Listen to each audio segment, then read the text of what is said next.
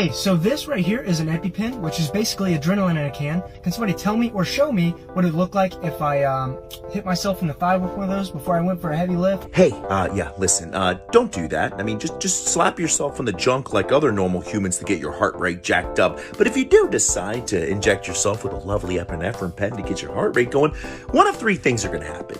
A, your heart's going to explode and you're just going to die in a massive attempt to get a really small PR. B, your blood pressure is going to jack up so high you might have a lovely brain exploding stroke. Or C, you're going to pass out after trying to do that lovely back squat, and then you're going to wake up to me cracking your chest open because you probably went into cardiac arrest. So don't be stupid.